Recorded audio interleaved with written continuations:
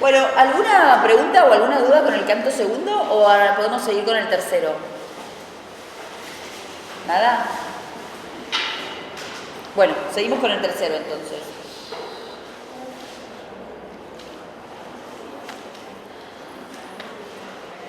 Fíjense que el tercero otra vez empieza del modo que empiezan los dos cantos anteriores, ¿no? Es decir, empieza otra vez con ese dirigirse a la dedicataria, pero mezclándola también con Filomena, Leonor divina, Filomena hermosa, ¿sí? Fíjense cómo juega con la vibración en ese verso segundo, con las dos.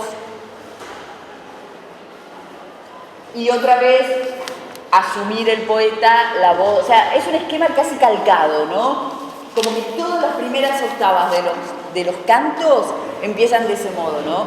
Una especie de ilusión de invocar a la dedicataria, pero en realidad esa ilusión de invocar a la dedicataria, para lo único que sirve es para este desplazamiento de la voz que va a oscilar entre los tres, ¿no? Entre Filomena, la dedicataria y el propio poeta. ¿Y acá qué diferencia tiene esta octava de las que estuvimos viendo?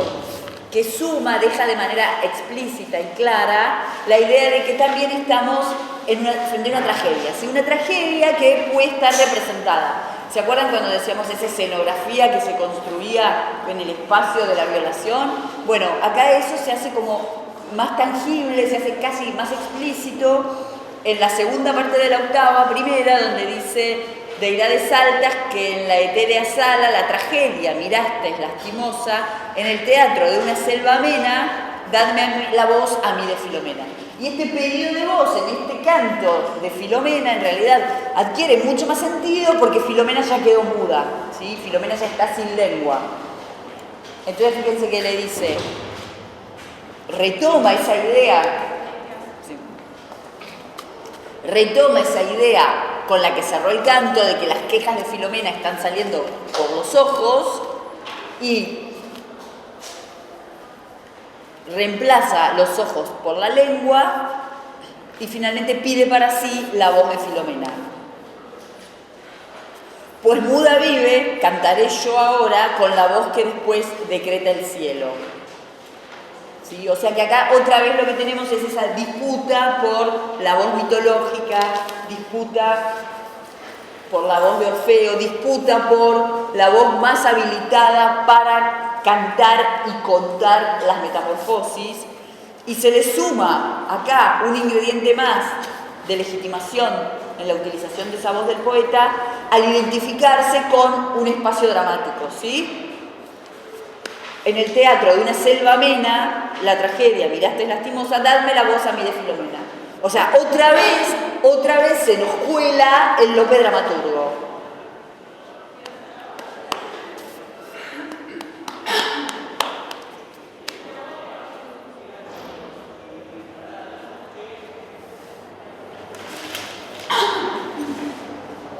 Y la otra cosa interesante es que entre la dicotomía canto y llanto, fíjense que se reemplaza por primera vez por el hablar, ¿sí? Fíjense que el poeta dice yo hablaré, no dice yo cantaré, no dice yo contaré, no dice yo lloraré, sino que dice yo hablaré. Al final de la tercera octava. Tener la voz de que tengan piedad de Filomena ahora, que yo hablaré, pues enmudece y llora, ¿sí? O sea, claramente, desde lo corporal, desde los ojos, con el llanto y desde la voz que ya no tiene, Filomena no puede contar su historia, no puede cantar su historia. Entonces las posibilidades parecen ser que la historia sea cantada por ese poeta, cuando en realidad después no va a ser eso, sino que la historia va a ser contada por la propia Filomena, pero de otra manera. ¿De acuerdo?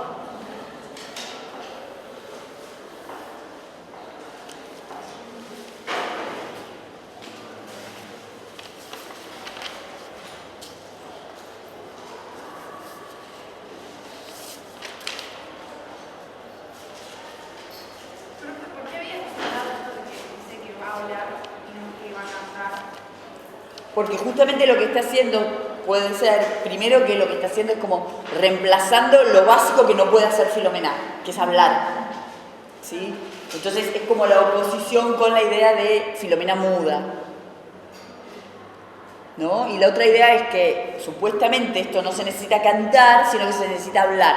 Hablando, pensando también en qué, pensando en, esto igual se me está ocurriendo ahora, en lo que hacen los actores en el escenario, ¿sí? Los actores hablan, entonces también tal vez pensándolo en eso, pensando como en un diálogo dramático, ¿no? Porque es raro que ponga este hablar, hablaré. Entonces sería por esas dos cosas, me parece, la oposición entre el enmudecimiento y la posibilidad de una actuación. Bueno.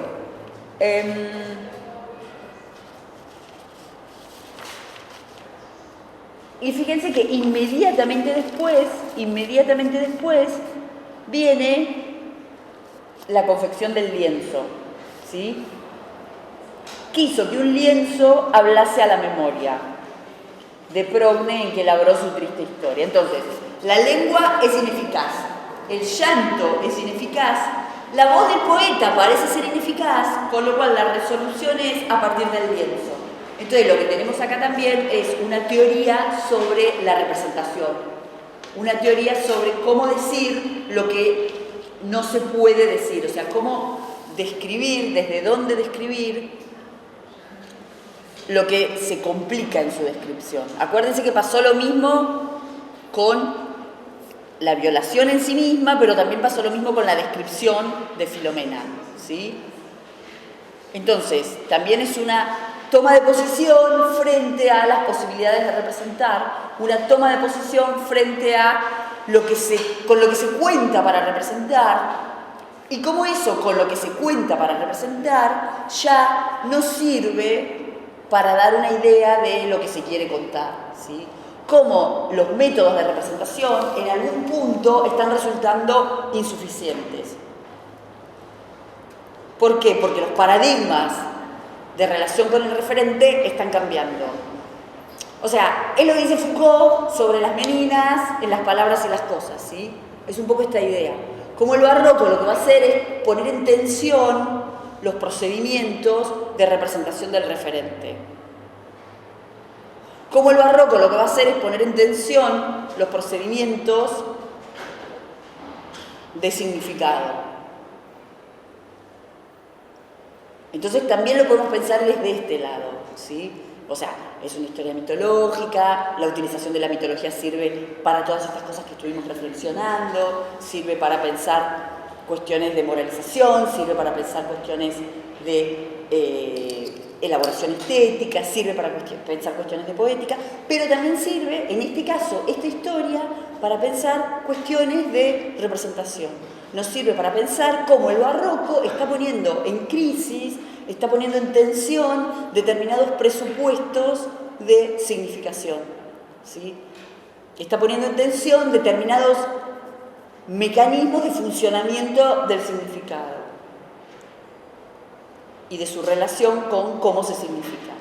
Insisto, es lo que dice Foucault cuando lee Las Meninas en el primer capítulo de Las Palabras y las Cosas.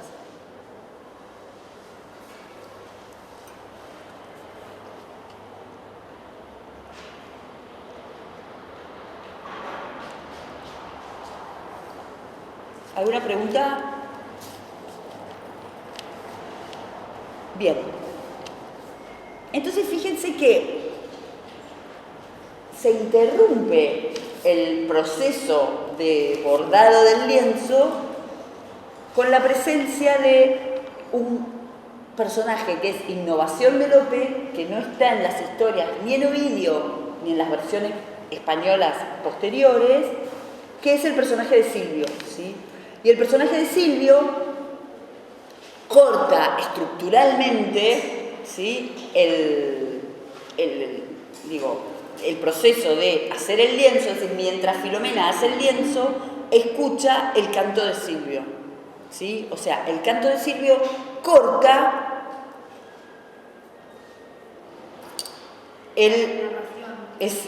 o sea, corta, mientras Filomena lo empieza a hacer y después eso se describe, digo, eso se constituye en una éfrasis de describir, mientras Filomena lo está haciendo, corta esta acción, la corta el canto de Silvio, ¿sí? Silvio, personaje introducido por Lope, personaje que, como les decía yo en la clase pasada, es un nombre que en las obras de teatro se identifica a veces con Lope, ¿sí? Esta construcción de máscaras que estuvimos hablando un poco la clase pasada, que por otro lado es un nombre que remite al ámbito de lo pastoril,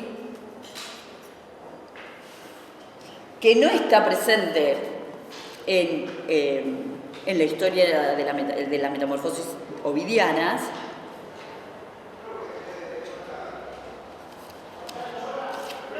Sí.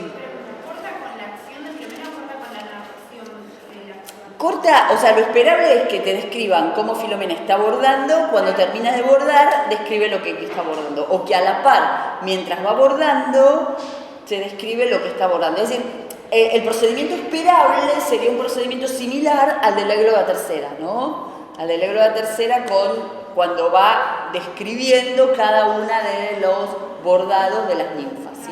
Acá no, acá el proceso se interrumpe. O sea, el canto de Silvio interrumpe ese proceso de bordado de Filomena. Entonces, por un lado le da verosimilitud, porque lo hace como medio extensivo en el tiempo. Pero por otro lado, está puesto en un lugar bien significativo desde la estructura. Entonces tenemos que pensar por qué está puesto en ese lugar casi central. Entonces, digo, elementos que ayudan a pensar esto es lo que yo les decía, es una innovación de Lope, es un personaje que no existe en las otras historias, es un personaje cuyo nombre se identifica ya sea con el universo de lo pastoril, Silvio, la selva, todo, ya sea con alguna de las máscaras que construye Lope en su teatro. ¿Sí? Con lo cual es un personaje importante, no es un personaje que está puesto ni una escena que está puesta porque sí o por una cuestión de economía narrativa, ni mucho menos. Entonces, la otra cuestión interesante es que el canto de Silvio, esperen que quiero leer cómo se... Perdón, el nombre de Silvio es un nombre como tradicional, ¿no? Decíamos, porque hay obras de Shakespeare, por ejemplo, que también... Sí, es un nombre, lo que pasa es un nombre tradicional, pero es un nombre que está funcionando medio artificial en este caso, ¿no? Es un nombre como bastante literario, ¿sí? Es un nombre esperable en novela pastoril, es un nombre que aparece a veces en obras de teatro, pero no es un nombre que tenga que ver con la cotidianeidad. Exactamente, trae una carga semántica bastante como importante. Bueno, entonces, fíjense que en Ovidio, por ejemplo, esto se resuelve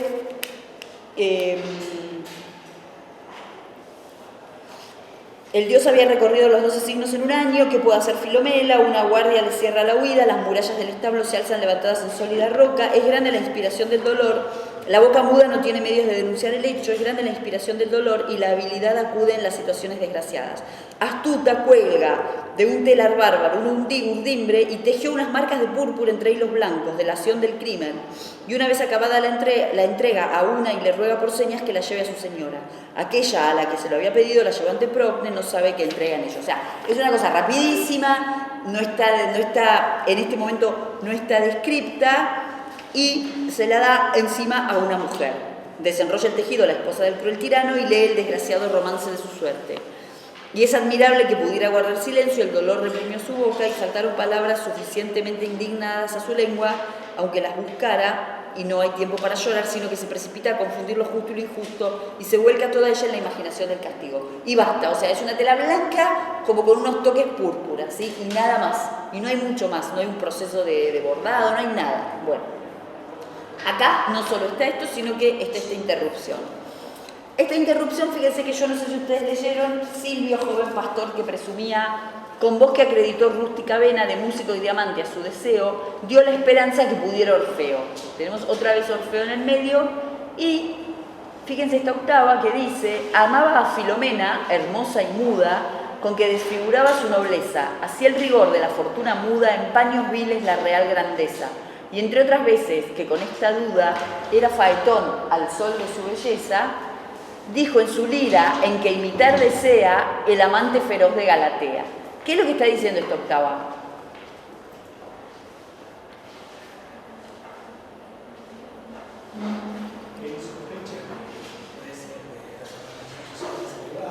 Que sospecha que es noble, eso, o sea, sospecha que hay una diferencia, pero igual está enamorado. ¿Y qué más dice? Dice que dijo en su lira que imitar desea el amante feroz de Galatea. ¿A quién desea imitar Silvio? A Polifemo, ¿sí? O sea, el amante de Galatea es Polifemo. Entonces, Silvio no solo desea imitar a Polifemo, sino que además está la referencia a la fábula de Polifemo y Galatea de Góngora, ¿sí? Y entonces lo que viene después, fíjense que es un canto que tiene que ver con lo que Silvio, ¿sí?, que en algún lado se siente inferior a Filomena, le ofrece, le promete, ¿sí?, si se enamora de él. Y toda esa línea de objetos que Silvio le promete a Filomena son todos objetos que tienen que ver con la riqueza, ¿sí?, del universo pastoril, del universo piscatorio, es decir, tiene que ver con la tópica, ¿sí?, de la literatura pastoril, ya sea en el campo, ya sea en los mares. Y entonces, esa producción, esa abundancia de la tierra, esa descripción minuciosa de los elementos que provienen, insisto, ya sea del universo pastoril, ya sea del universo marítimo, también idealizado a la manera del universo pastoril, es lo que hace Góngora en las soledades. O sea, en las soledades lo que hace Góngora es describir en distintas situaciones esos objetos que provienen, ¿sí?, de la riqueza de la tierra. Y por otro lado, lo que hace en el Polifemo es que Polifemo le promete a Galatea elementos similares a los que Silvio le está prometiendo a Filomena. Vamos a leer, eso se conoce como el canto de Polifemo, ¿sí? Vamos a leer el canto de Polifemo, a ver qué es lo que le dice Polifemo a Galatea. Le dice: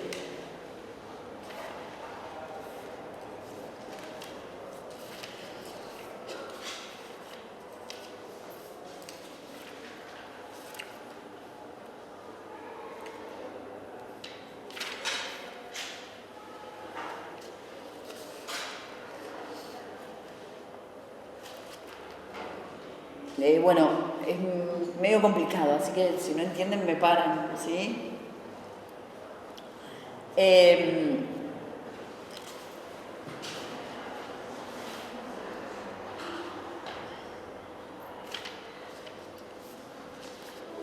Oh bella Galatea, más suave que los claveles que troncó la aurora, blanca más que las plumas de aquel ave que dulce muere y en las aguas mora, igual en pompa al pájaro que grave su manto azul de tantos ojos dora, cuantas el celestial zafiro, estrellas, o tú que en dos incluyes las más bellas. Deja las ondas, deja el rubio coro de las hijas de Tetis y el mar vea, cuando niega la luz un carro de oro que en dos la restituye Galatea. Pisa la arena que en la arena adoro cuantas el blanco pie conchas platea, cuyo bello contacto puede hacerlas sin concebir rocío parir perlas. Sorda hija del mar, o sea, sorda hija del mar, le dice Polifemo a Galatea, ¿sí? Sorda hija del mar cuyas orejas a mi gemido son rocas al viento, o dormida te hurten a mis quejas purpúreos troncos de corales cientos, o al disonante número de almejas, marinos y agradable no instrumento, coros tejiendo estés, escucha un día, mi voz por dulce cuando no por mía. Pastor soy, mas tan rico de ganados que los valles impido más vacíos, los cerros desparezco levantados y los caudales secos de los ríos, no los que de sus ubres desatados o derivados de los ojos míos, leche corren y lágrimas que iguales en número a mis bienes son mis males. Sudando néctar, lambicando olores, senos que ignora aún la golosa cabra, corchos me guardan, más que abejas flores, liba inquieta e ingeniosa labra, troncos me ofrecen árboles mayores, cuyos enjambres o el abrir los abra, o los desate el mayo, ámbar destilan y en ruecas de oro rayos de sol hilan. De Júpiter soy hijo de las ondas, aunque pastor, si tu desdén no espera, a que el monarca de estas grutas hondas en tronco de cristal te abrace muera. Polifemo te llama, no te escondas, que tanto esposo admira la ribera, cual otro no vio Febo más robusto, del perezoso Volga al lindo adusto. Sentado a la alta palma no perdona su dulce fruto mi robusta mano, en pie sombra capaz es mi persona de innumerables cabras el verano, que muchos y de nubes se corona por igualarme la montaña en vano, y en los cielos desde esta roca puedo escribir mis desdichas con el dedo.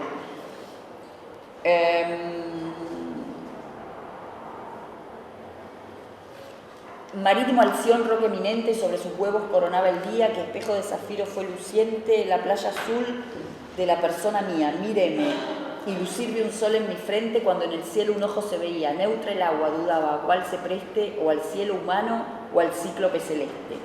Bueno, fíjense que entonces lo que hace Polifemo es como que le está ofreciendo, bueno, de una manera medio complicada, pero le está ofreciendo todas las cosas que él tiene a su alrededor, ¿sí? Le está ofreciendo su ganado, le está ofreciendo la miel, le está ofreciendo todo lo que tiene alrededor de él. En el canto de Polifemo, que es como una especie de episodio también aislado dentro de la fábula, ¿sí? Acá lo que hace Silvio, fíjense que le dice, hermosa muda, que a esta verde selva, sorda también como áspide entre flores, acuérdense que Polifemo le decía sorda a Galatea, ¿sí? Viniste a ser veneno de pastores, que por naturaleza se resuelva, que no puedas decir a nadie amores con fuertes lazos a tus lenguas idos, no cierres por lo menos tus oídos. O sea, fíjense que es lo mismo que Polifemo le decía a Galatea, ¿sí? Esto de que no lo escucha, que es sorda. Y después fíjense que viene que o si quisieras tú tener oídos, es decir, el armado es bastante similar, y después le dice, pastor soy, le dice, no son estas razones de pastores, acuérdense que Polifemo le decía, pastor soy, y después viene todo lo que le va a ofrecer. Y fíjense que lo que le va a ofrecer, se lo va a ofrecer desde una manera que desde la lengua poética está muy cerca de la lengua poética gongorina, ¿sí?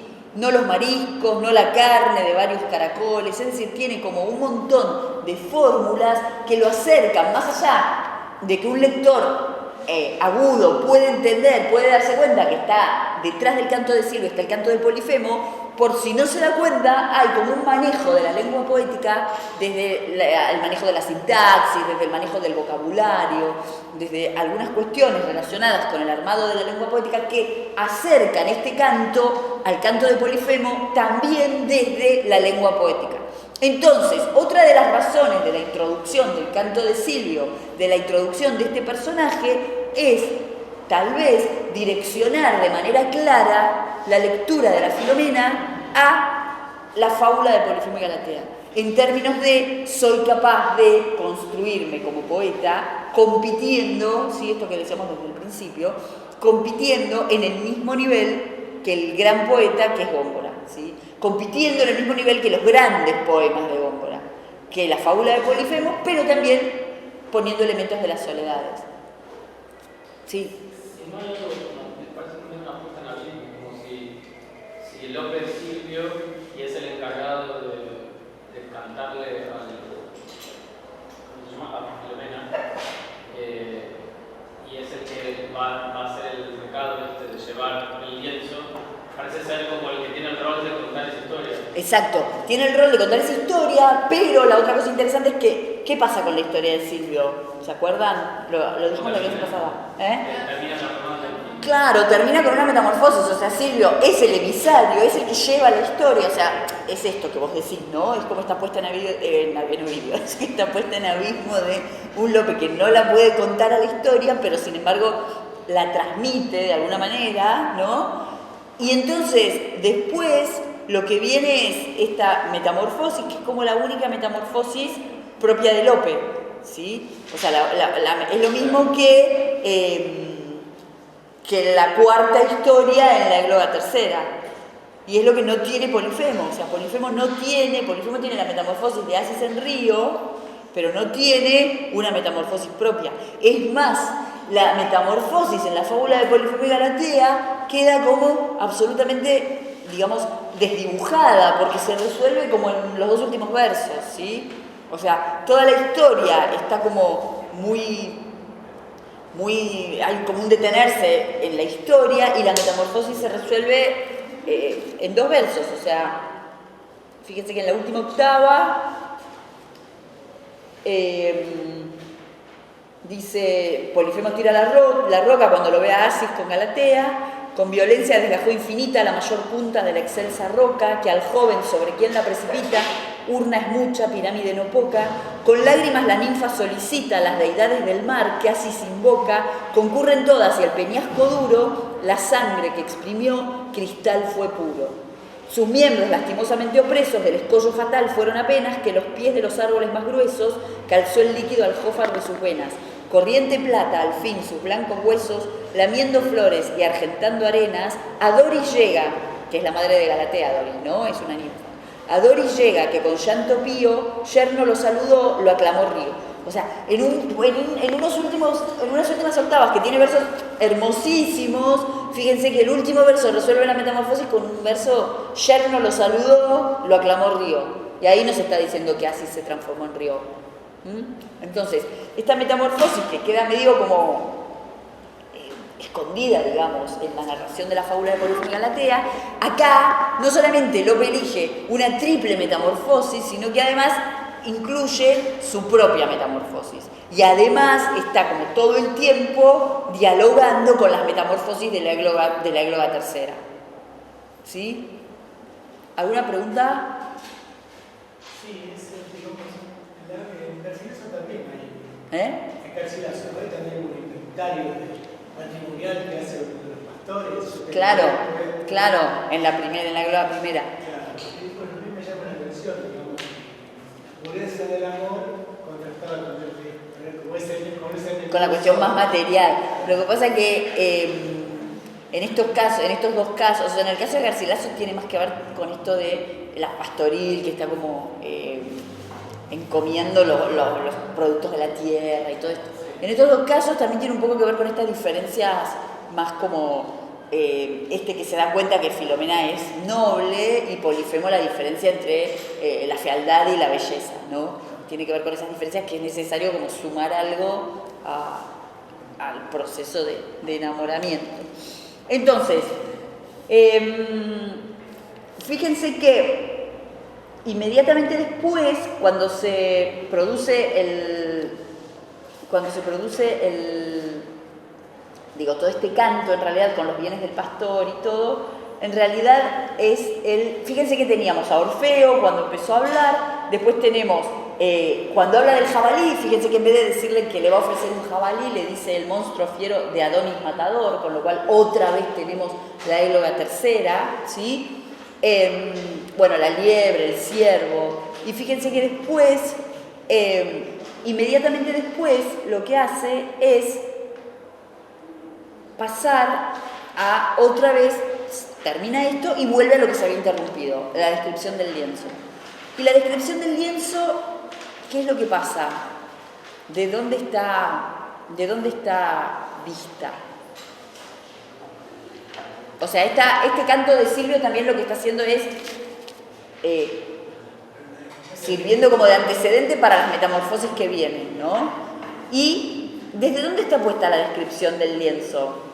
O sea, todo lo que parece, todo este juego de voces del poeta, déjame contar la historia de Filomena, Filomena, contá tu historia, no puede, la cuento yo. Bueno, al final, esa descripción del lienzo está puesta ¿desde dónde?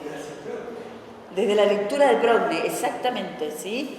O sea, está desplazada otra vez la voz poética, la voz habilitada para el relato, y se hace desde lo que lee Progne en ese lienzo. Volvemos otra vez a las meninas, ¿no? Todo este proceso de quién mira, quién pinta, quién ve, quién es pintado, quién está en el espejo. Esa es también la diferencia, porque digamos, Silvio, que es el mensajero, evidentemente no lo sabe leer, pero en cuanto tiene miedo, no la Como el rico lienzo Progne viese que rico de dolor puede llamarse por las figuras y labrar la letra, todo el suceso trágico penetra, ¿sí? Che, avísenme a las 8 que tengo que ir a buscar a este chico. ¿Qué hora es?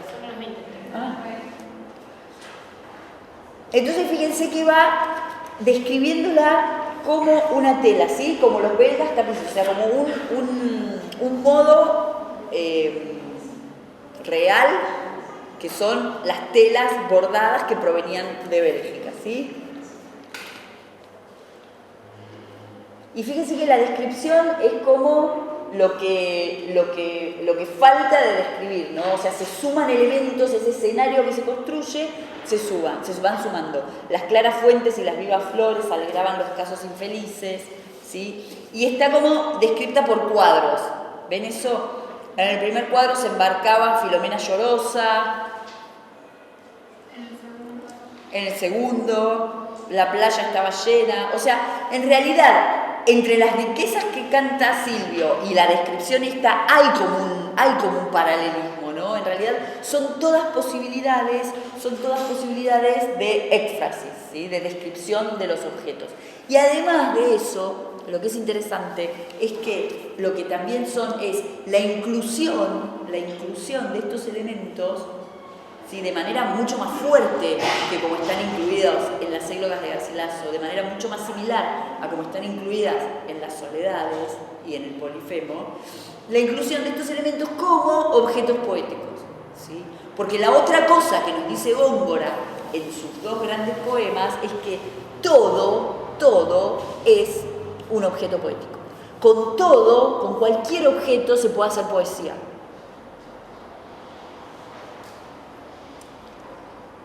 Entonces, en un punto eso es lo que parecería estar acá también experimentando o tratando de experimentar Lope.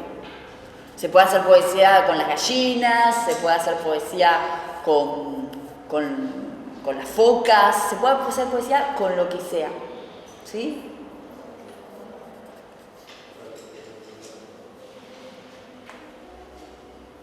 ¿Alguna pregunta?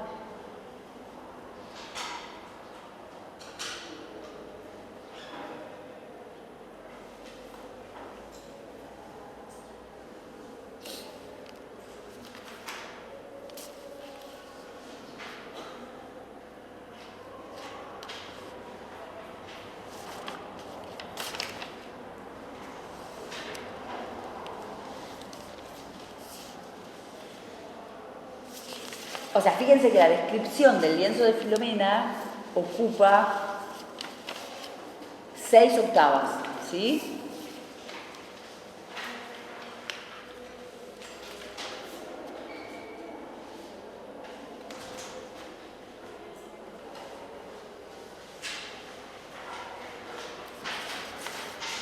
Hasta la octava de la entonces, A la octava, claro, ahí empieza la otra.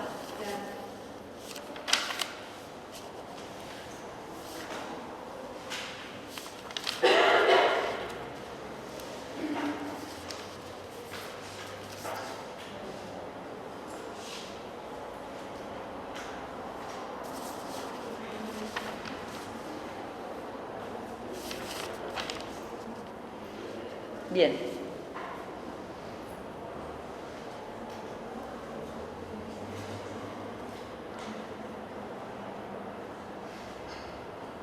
¿Qué más?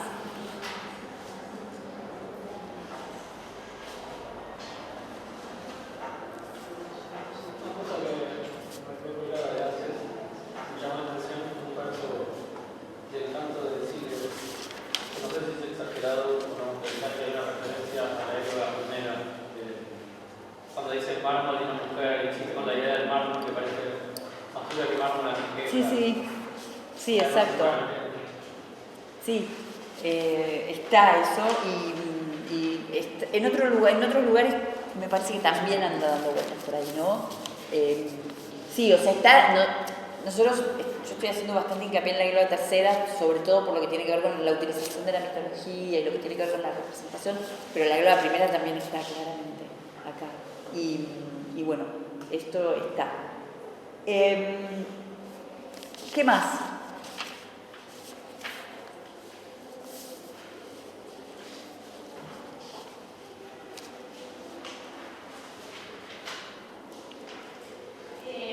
No sé si llegamos ahí, pero a mí me parece interesante como los versos 184, Sí, que están buenos esos versos, ¿no? Porque ¿qué tienen? cuando dice, porque estamos mal lingüísticamente Sí. siente algo de relación entre pintura, como entre el arte y la vida. Sí, qué es lo que se puede representar y cómo, y qué pasa si uno, o sea, esto de, es un poco lo mismo esto de, bueno, Sausi puede pintar a Elena, pero no se puede pintar a Filomena, y acá que venga el otro pintor y que pinte la parte de la violación, porque justamente está esto, y es esto, ¿no? Estos dos versos que decís vos, en realidad lo que está haciendo es como resumiendo un poco esto, y también lo que está es como mostrando pasarse la voz todo el tiempo, ¿no? O sea, esto no se puede pintar diestramente, porque entonces eso significa que está esta tensión entre, sí, vos como lo llamaste, la vida. Sí, no, como entre la representación y entre representar bien y sentir bien. Sí, exacto. Que Es como una idea de representabilidad, ¿no? en un punto es como una idea de irrepresentabilidad o de necesidad de mediatizar esa representación. Es esto de alejar, ¿sí? Alejar el referente, alejar, o sea, tiene que ver un poco con eso, con estos procedimientos, esto que se empiezan como a habilitar estos procedimientos de mediatizaciones de la representación. Bien, creemos que en uno de los sonetos de Lope de Vega que dice como que llora inactivo, como que... Sí, el de quiero escribir, el llanto no me deja. Claro, me suena como ese mismo sonido a esos dos versos, a pintarlo maniqueísticamente, es el que está mucho que me siente, esa misma tensión. Sí, en el soneto lo que pasa es que se le suma encima toda una reflexión sobre la escritura propia y sobre... pero sí, en realidad es un poco la misma idea.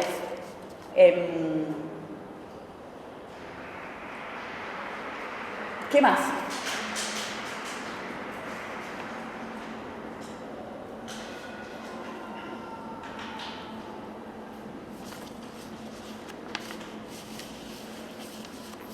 ¿Qué más les parece? Bueno, y acto seguido está la representación, ¿no? Como del hecho de la relación con la Filomena, digamos, cuánto tiempo más la idea de que por ahí es el sentir y la representación, y acto seguido está la representación de aquello que están enamorando.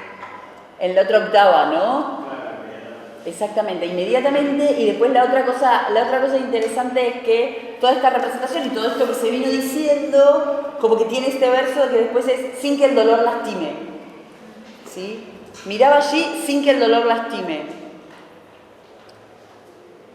Y este sin que el dolor lastime, en realidad, lo que también nos puede servir para pensar, esto que decíamos en la clase pasada, que la ejecutora de la venganza va a ser Progne, ¿no?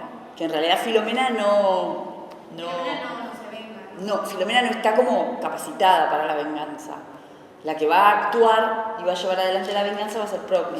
Y tiene que ver un poco con esto, pero tiene que ver un poco también con esta, otra vez, ¿no? Con ver la situación a partir de esta tela, ¿sí? De no verla de otra manera, ¿no?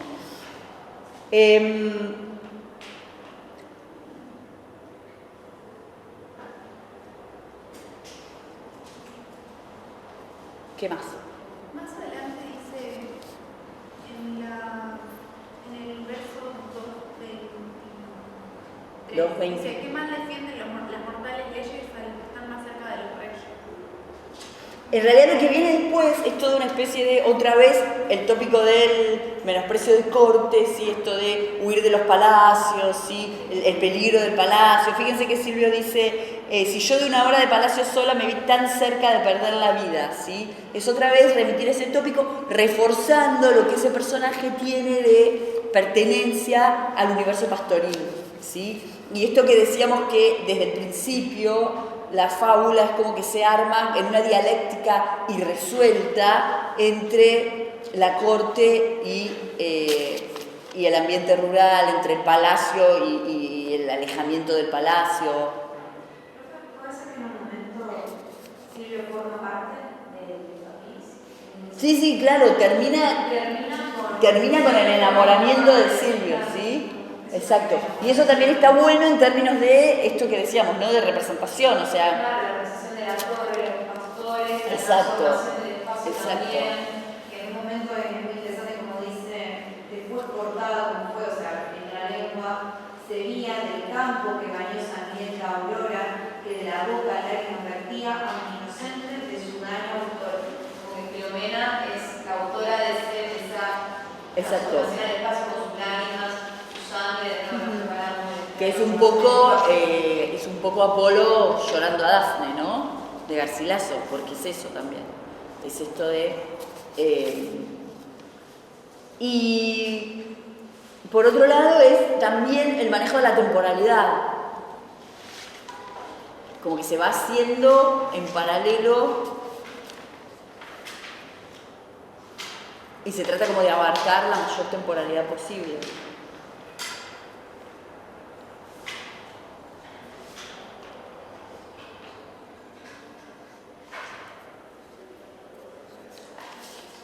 Bien, ¿qué más?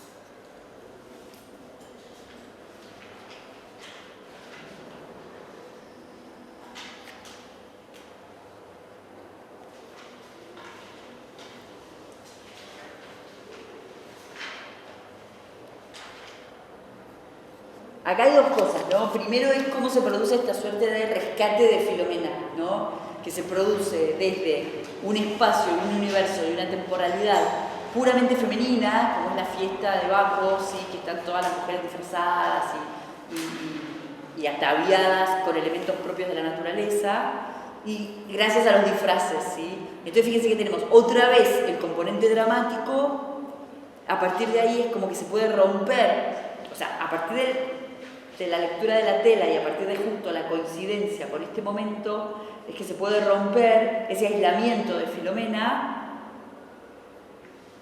y ahí se produce esta suerte de rescate. Y por otro lado, el otro elemento que viene inmediatamente después es la metamorfosis de Silvio.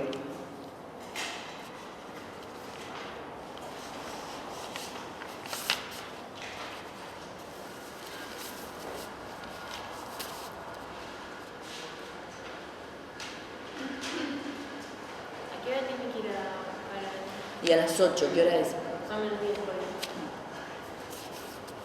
¿Nadie quiere ir a buscarlo? Claro, no lo conoce. No, y si hubiera poca gente, pero hay gente a esta hora en la puerta. Sí, yo. Va a venir un chico que está trabajando con la Filomena. Y entonces va a venir a... No es suizo, es de sevillano, pero sí, trabaja en Suiza. Y no, lo que les contaba que se había preparado un PowerPoint y no tenemos cañón, no tenemos nada, así que, no sé, va a traer la compu y la pondrá ahí y les hablará.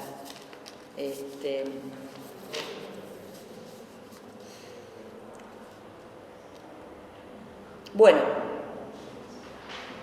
entonces, fíjense que viene esta primera metamorfosis, ¿sí? En donde se convierte en delfín. Las ninfas con piedad puestas delante, en un delfín su cuerpo convirtieron, que como fue de Filomena amante, tan amigo de música le hicieron, ¿sí? Y hay una descripción en una octava de cómo se va convirtiendo Silvio en un delfín. De túnica cerúlea, Silvio mira, cubrir su cuerpo y la escamosa punta, ¿sí? Entonces fíjense que esta es como una primera metamorfosis, que lo que va a hacer es como, de algún modo, va a cortar esa cadena de violencias que se inició con la violación y con la ruptura de la lengua, el corte de la lengua de Filomena. Así como en el canto segundo teníamos toda esta serie de historias mitológicas que atenuaban la violencia y esta irrupción del universo pastoril, del ambiente pastoril. En este caso podemos pensar que la presencia de Silvio en un punto también está funcionando de ese modo, ¿no? Está funcionando como para enlentecer la violencia, lo que viene después, que tal vez sea aún más violento todavía que lo que se contó antes, ¿no? Y se está anunciando además la presencia de las nuevas metamorfosis. Y además no se olviden que es una metamorfosis exclusiva creada por el poeta, ¿sí? Y llama la atención absoluta indiferencia de Filomena por el destino que sigue. No, Filomena, no, en ningún momento, claro, la relación entre Filomena y Silvio es a través de la tela, no hay otra relación.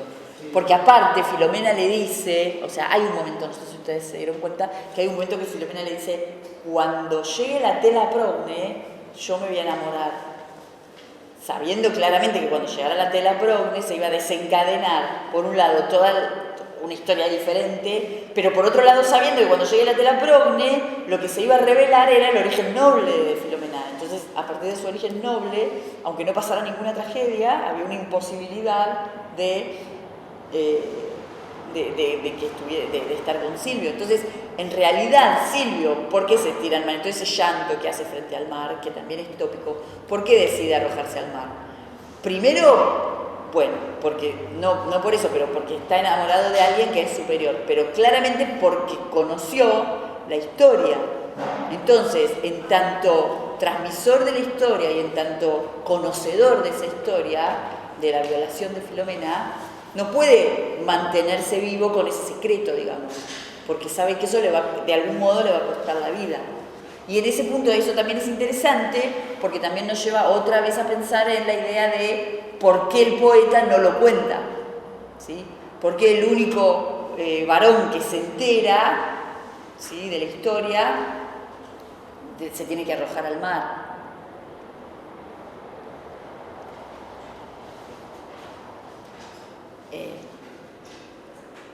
Y por otro lado, no nos olvidemos esta metamorfosis medio imperfecta de Asis en Río, imperfecta por como está relatada en la fábula de Polifemo. Bueno, Silvio también tiene que ver, su metamorfosis tiene que ver con el agua, ¿no?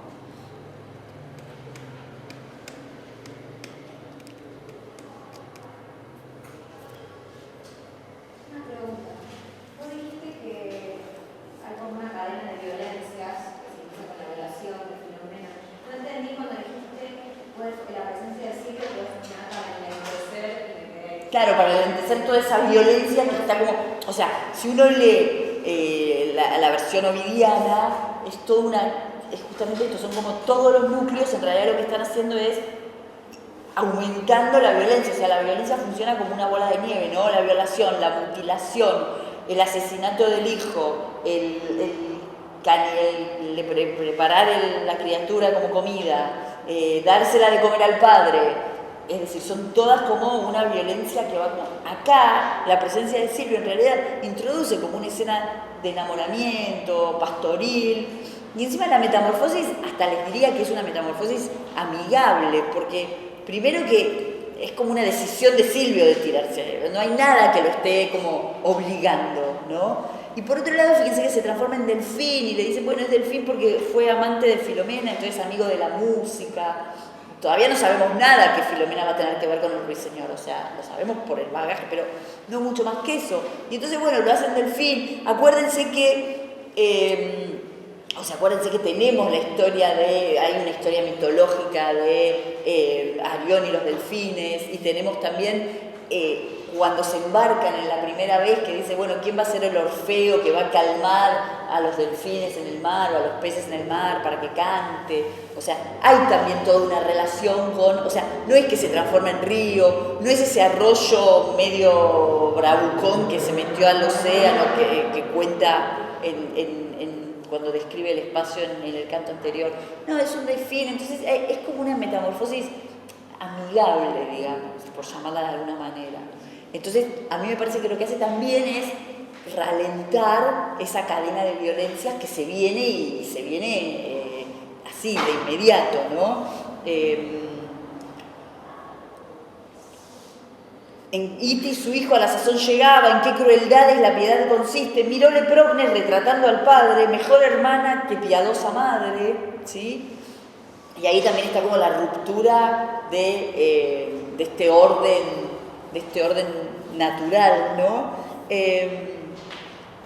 por los cabellos crespos, veloz coge al tierno infante y la cabeza inclina, el cuello corta, el bello cuerpo encoge, ¿sí? Que la tierra formó débil ruina, guisan las dos, oh gran maldad turbadas, los pedazos sangrientos y en la mesa ponen menos contentas que vengadas, vengarse alegra y lo que cuesta pesa. O sea, y acá arranca esta dicotomía entre venganza, deber filial, orden natural, ¿sí? O sea, que en realidad esto es lo que está construyendo la tragedia más fuerte, digamos. Come Tereo de sí mismo y cesa el orden natural que tanto alcanza, frenética de celos la venganza, ¿sí? Y después la otra escena más violenta, que agarran la cabeza y se la tiran al padre, ¿sí? O sea que sería como la tercera violencia con el hijo, ¿no? Sería lo matan, lo cocinan, se lo dan de comer y después le tiran la cabeza. La cabeza del niño en vez de espada, ¿sí? Y hay una descripción, o sea, todo lo que no se pudo describir antes se describe. En un punto, a pesar de que tenemos toda esta cadena de violencias, lo que parecería llevarnos a pensar el poema es que la violencia más, digamos, más, ¿cómo se dice? Más, ay, no me sale la palabra. Más condenada es la violación, ¿sí? Ya sea porque es la primera y es la que se desencadena todo, o ya sea porque tiene que ver con una cuestión más de tradición mitológica. O sea, nosotros podemos pensar que las metamorfosis prácticamente casi son todas historias de violaciones, ¿no? Entonces, tal vez podría ser con eso, ¿no? Tal vez podría ser por eso. ¿Por qué? Porque la violación es lo que el poeta no puede contar. Esto lo cuenta con lujo de detalles. Guisan la criatura, cortan los pedazos, le describen la cabeza que tiene los ojos más abiertos, ¿sí? Y esto no tiene ningún problema el poema en representarlo, ¿no? Entonces, bueno, puede ser o por la tradición de la historia o justamente por esto, porque podemos llegar a pensar que frente a todas estas situaciones, tal vez la situación menos posible para representar directamente, para contar directamente, sea la de la violación. Bueno, voy a buscar al chico. Bueno, lo que les pido es que se porten bien.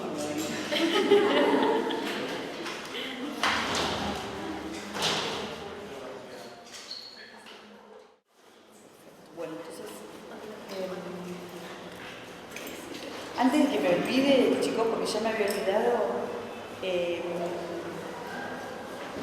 lunes van a empezar con el arte nuevo, así que va a venir Jimena González a darles clase. Me pidió que les diga que lean el arte nuevo y no, nada más, el arte nuevo. ¿Una clase, dos clases? Con Jimena. Idea. Sí, tienen la semana que viene 4 clases. ¿Sobre el arte No. nuevo? Van a ver el arte nuevo, van a ver Foto de Juna y van a ver el Castigo sin venganza. Esos son 4 clases. Y después, el 14 va a ser un parcial seguramente. Y después nos quedan 2 clases que voy a venir yo, que vamos a ver el médico de su hombre. Pero vengan, es la última semana y ya tuvieron el parcial. Bueno, listo. Ahora les voy a presentar a Cipriano López Lorenzo, que es un profesor sevillano que actualmente está en la Universidad de Neuchâtel, en Suiza, que es muy parecida a esta.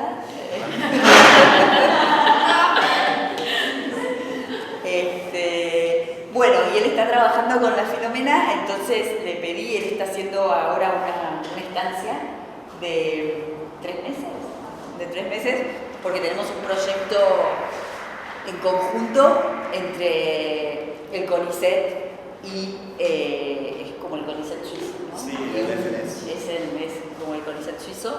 El proyecto es sobre la Filomena y sobre la Circe, que es ese otro volumen misceláneo que les hablaba la clase pasada. Y en Suiza lo dirige Antonio Sánchez Jiménez, el proyecto, y acá lo dirijo yo. Y bueno, son esas cosas que todavía como que lo enganchamos justo, las cuestiones de financiamiento, digo, las enganchamos justas y por suerte las pudimos seguir haciendo. Así que bueno, yo lo conocí a Cipriano hace 2 meses en Neuchâtel y ahora vino aquí, así que nos va a acompañar, ¿se acuerdan que comenté que vamos a hacer unas jornadas sobre la Filomena en diciembre? Así que él también va a colaborar con la organización de esas jornadas. Y bueno, y hoy le pedí que viniera un rato para hablarles de la Filomena, que seguramente les va a decir cosas mucho más interesantes que las que estuvimos hablando en estas dos clases. Así que bueno. Sí, bueno, efectivamente. Pero hay otra cosa más que quería, había armado un PowerPoint buenísimo. Quería un proyector, pero bueno. Sí, bueno, me vuelvo a presentar, soy Cipriano López de la Universidad de Neuchâtel, Suiza, pero como ha dicho Florencia, soy sevillano, es en la Universidad de Sevilla donde me licencié, donde me doctoré en literatura española, concretamente en literatura y poesía del siglo XVII.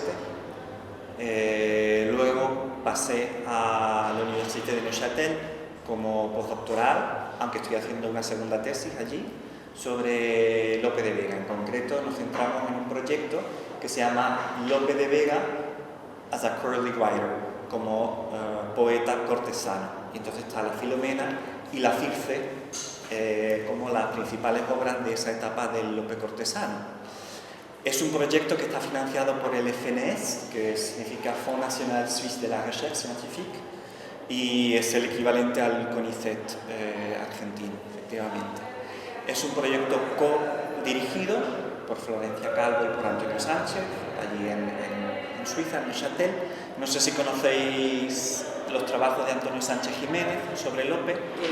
Tiene muchísimas ediciones de cátedra, la última biografía de Lope de Vega, de cátedra, de la Real Academia. Lo que les hablé la vez pasada de las máscaras de Lope es parte de un libro de Sánchez Jiménez que se llama Lope pintado por sí mismo, y hace como... Pero creo que este año no dimos bibliografía siempre la... Bueno, es uno de los... la edición de la Dragontea, ¿no? Sí, la Sí. La de la Dragontea, la Dragontea de la Tierra. Sí, sí. Y bueno, uno de los máximos especialistas en la poesía, es decir, en la obra no dramática de Lope de Vega.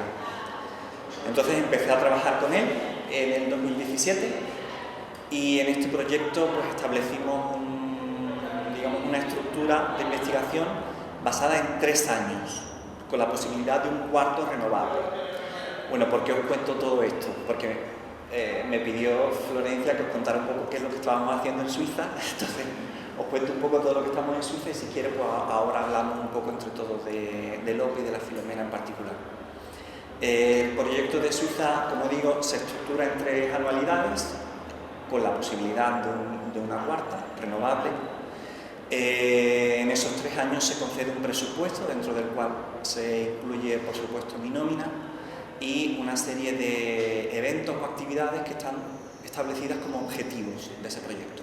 ¿Cuáles son los objetivos del proyecto? Por un lado tenemos que realizar las ediciones críticas de la Filomena y de la Circe, que son las 2 obras principales, como digo, de esa etapa del Lope cortesano, es decir, tenemos una tarea ecdótica o de crítica textual.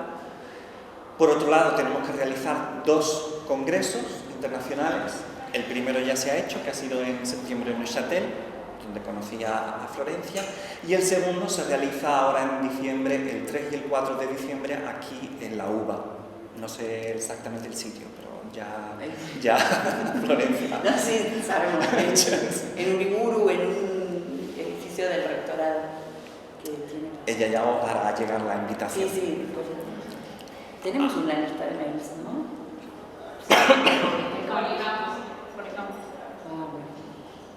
Bueno, es un congreso evidentemente al que estáis invitados y yo creo que os vendría muy bien porque va a reunir a especialistas de la materia, pues como Antonio Sánchez Jiménez o a Martina Vinatea, que se especializó sobre todo en la parte que más le tocaba a ella, que era la epístola de Amarili, etc.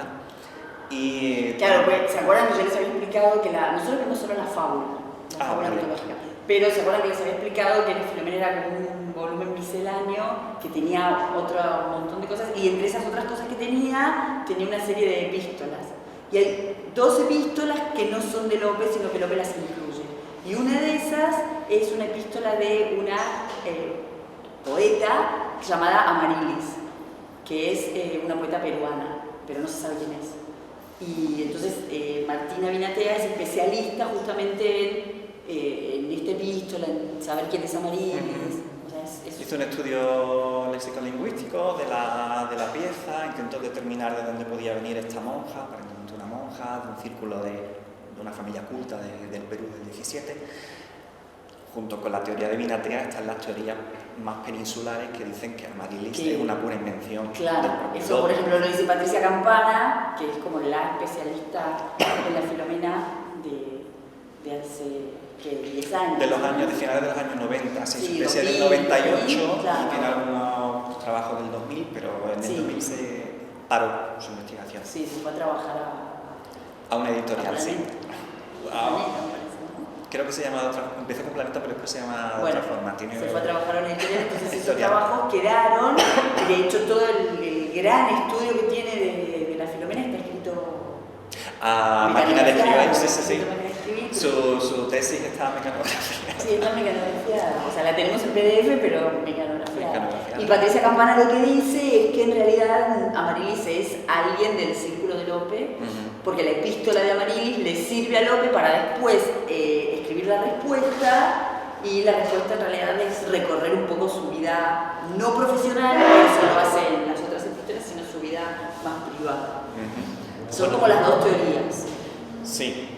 Esta teoría también conecta con otra epístola, bueno, es una epístola en prosa que también está en esa parte final del volumen, de la miscelánea, que se conoce como discurso de la nueva poesía, o la respuesta que envió a un papel de bla bla bla, ¿no? A un señor de estos reinos.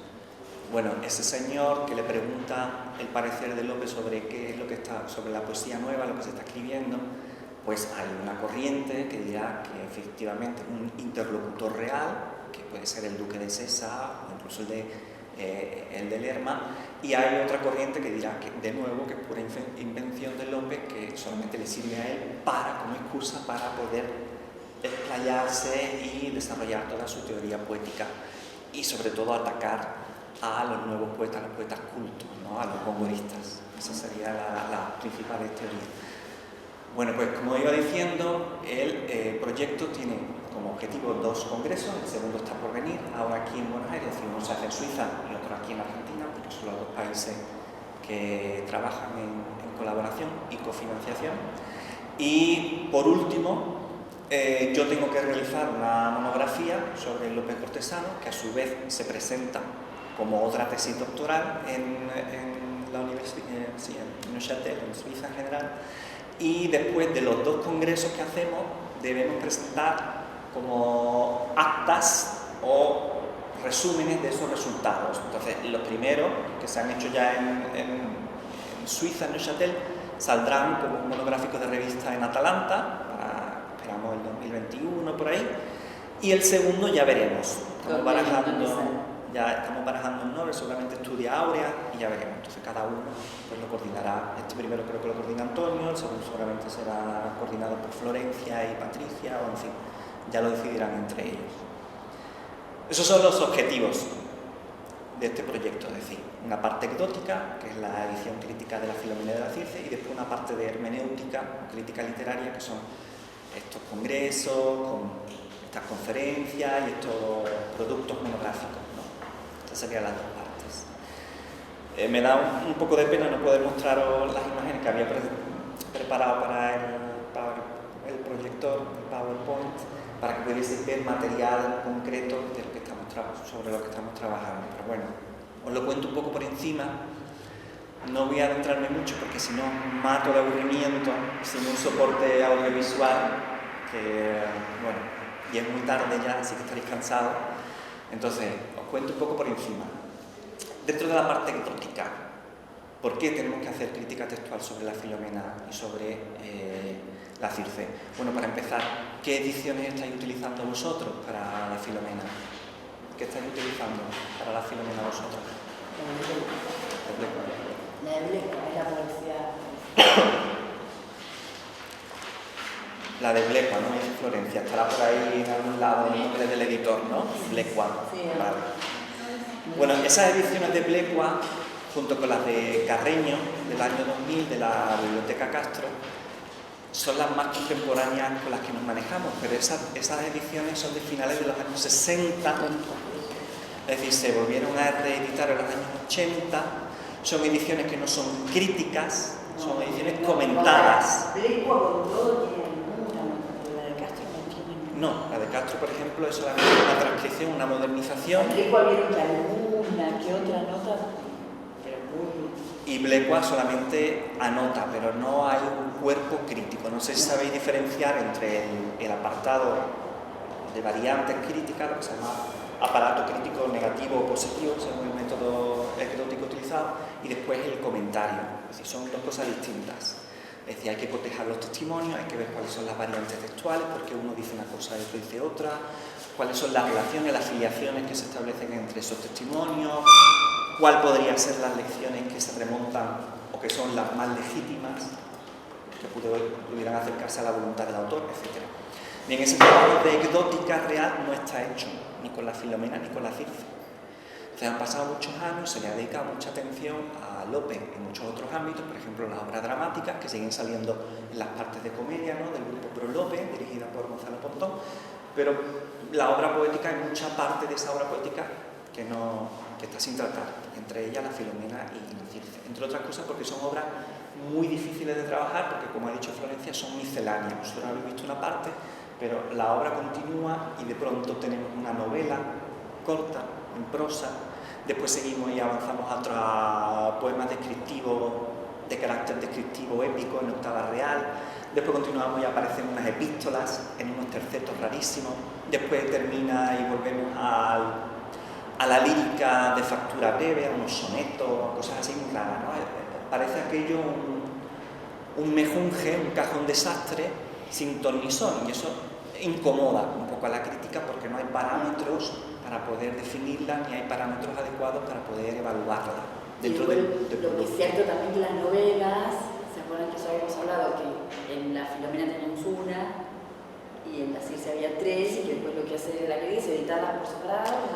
Sí, efectivamente, a partir de 1648, ya se separan y entonces, la primera edición que tenemos es de 1648, en la que dos editores zaragozanos, Alfaez y Navarro, editan por primera vez esas novelas que están en la Filomena y la Circe juntas, junto con otras de Castillo Solórzano, que no viene al caso, y entonces llaman a eso novelas amorosas de los mejores ingenios de España, ¿no?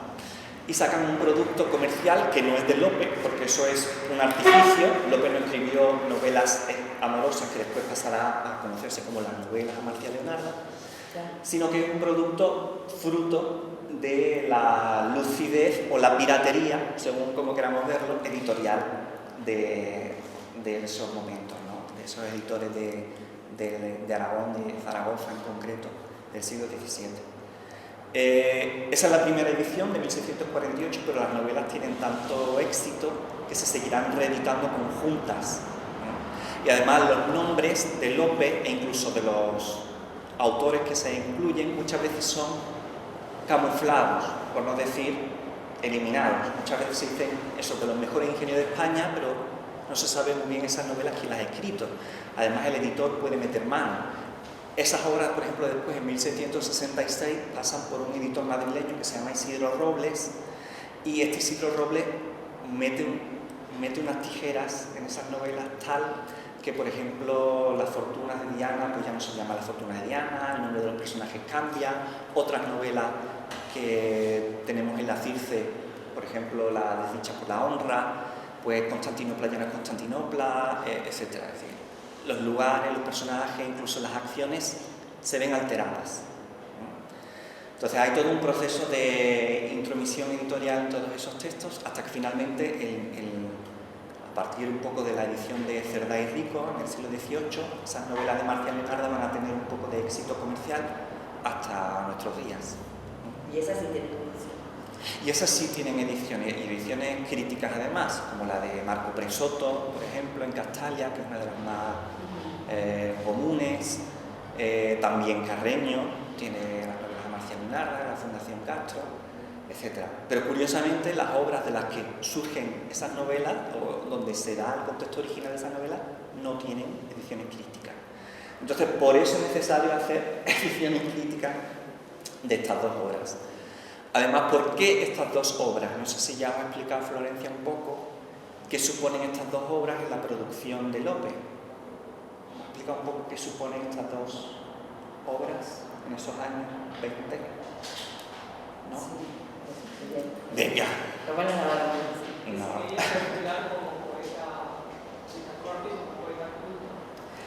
Sí, efectivamente, lo que hay es un intento por parte de Lope por reconciliarse con esa nueva corte que aparece a partir de 1621, que se da justo con el nuevo reinado de Felipe IV. Estos intentos de Lope no son de 1621. Lope ha intentado acercarse a la corte desde 1598 con la Arcadia, es decir, esto es una ambición lopesca, intrínseca en él, es una ambición que siempre lleva desde su juventud. Pero a veces se esconde, bien porque tiene mucho éxito teatral, o bien porque tiene otros intereses, o porque su vida la ha llevado por otro lado. Y a veces, cuando se abre una grieta o una coyuntura favorable, como esta del ascenso al trono de Felipe IV, pues él se vuelve muy activo y decide, bueno, probar suerte y a ver qué pasa, si le llega o no a esa corte. Y esto es lo que ocurre con la Filomena y con la Circe. Uno de 1621 y la Circe es de 1624, apenas 3 años después. Bueno, probablemente de finales de 1623, pero una práctica común de los comerciantes y mercaderes de libros en la época, cuando los libros se publican al final del año, las portadas le ponen ya la fecha del año siguiente para que no pierdan novedad editorial. No es una práctica común. Entonces probablemente saliera a finales de 1623, pero la portada ya indica 1624. En fin, como iba diciendo, en este momento, en los años 20, es cuando aparece la máscara del Lope cortesano. Ya sabéis que a Lope se le ha estudiado con máscaras, como si tuviéramos un muñequito al que lo vamos disfrazando según las intenciones, y en una década tenemos al Lope romanceril, juvenil, de estos romances que se difunden con tanto éxito, que luego se recoge con las colecciones y las antologías de Spinoza. Después tenemos a un Lope que se disfraza de clérigo, de cura, ¿no? O antes a un Lope petrarquista, que escribe esas rimas con esos sonetos, esos 200 sonetos, primero con la Angélica y luego en esos 200 sonetos ampliados con la rima de 1604. Después le quitamos el disfraz y le ponemos otro disfraz, y tenemos al Lope santurrón, clérigo o religioso, que es cuando él ya se ordena sacerdote. Y digamos que en los años 20 la crítica pues le pone otra ropita, otra máscara, y dice, ahora tenemos el Lope cortesano. Bueno, y otra máscara autorial. Y cada máscara pues tiene unas características y busca unas determinadas cuestiones. Y en esto es importante hablar siempre de las teorías de la sociología literaria de Bourdieu, que no sé si conocéis estas corrientes. No, nada de sociología literaria de Bourdieu, pues yo le escribo a Bourdieu y ellos lo buscan. Sí, conocen Bourdieu, sí, conocen.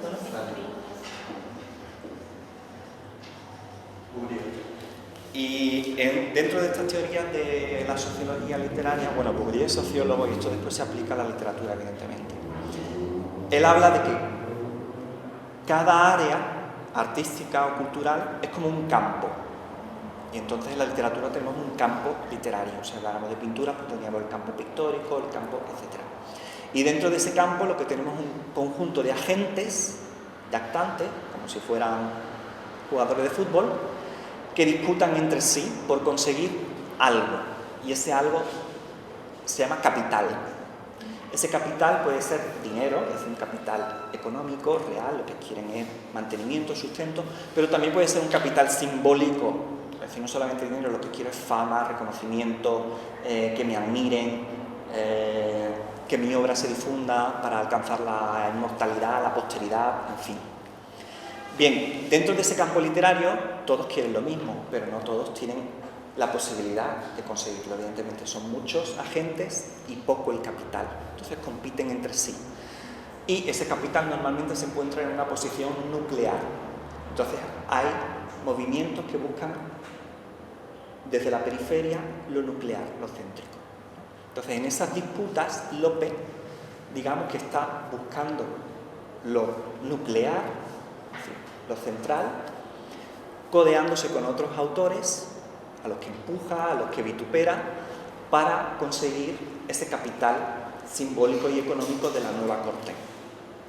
¿Por qué ahora? Pues porque, como os digo, se abre un nuevo reinado. Y este reinado de Felipe IV, ¿qué pasa? Que es muy distinto, no lo podía haber hecho antes. Pues sí, es muy distinto. Es muy distinto del reinado anterior de Felipe III, porque tiene otro carácter, otro signo, otra forma de desarrollarse, otra moralidad, otra forma de entender el cargo de la monarquía, otra forma de entender y de relacionarse con las artes, etc. No sé si os habla un poco, Florencia, un poco de ese cambio del reinado y de lo que supone pasar del reinado de Felipe III al de Felipe IV. Bueno, aunque son padre e hijo, evidentemente Felipe IV es hijo de Felipe III, digamos que el reinado de Felipe III se caracterizó por la desmesura, la corrupción, la inmoralidad. El monarca, más que un administrador de los bienes comunes, era un derrochador, un putero, alguien que le gustaba la prostitución, alguien que no se ocupaba de los asuntos del cargo, alguien que era manejado por otros, que son sus validos, como por ejemplo el duque de Lerma, Rodrigo Calderón, etc., y que por lo tanto hicieron que la monarquía se desarrollara en términos muy negativos. Cuando llega Felipe IV al poder, Felipe IV está rodeado de otros validos, de otros consejeros, que le van a decir inmediatamente que debe producir una separación tajante con lo que había hecho su padre. Entonces comienza un gobierno de reformación, un gobierno donde importa la moral, donde importa incluso el vestuario, donde importa la forma en que se socializa en la corte, donde importa qué tipo de literatura se va a escribir, donde importa tanto todo eso que incluso se crea lo que se conoce como Junta de Reformación, una especie de organismo que va a velar por la moralidad de todos estos asuntos. De hecho, una de las primeras medidas que toma esa Junta de Reformación está relacionada precisamente con la indumentaria, con el vestido, cómo se debe vestir.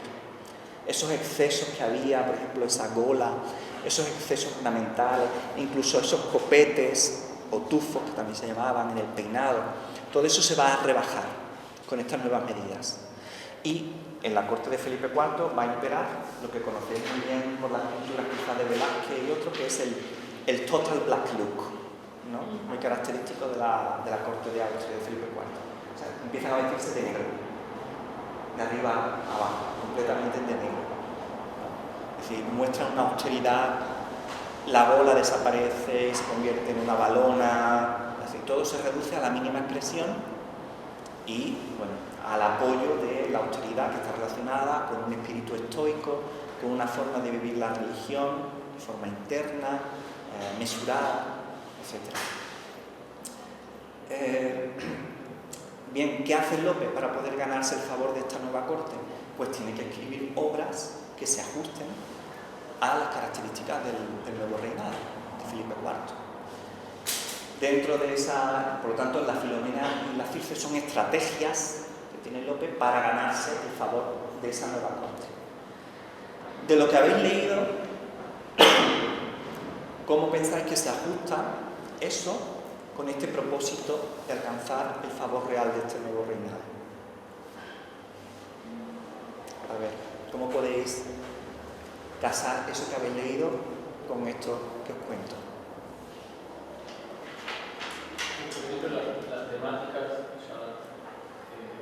los asuntos ya tienen que ver con algo asociado a lo clásico y La tradición. Estoy pensando en relación con el teatro. En relación con el teatro, por ejemplo. No, a diferencia. A diferencia del teatro. De lo que ¿Lo dices por la temática de la fábula grecolatina o ovidiana?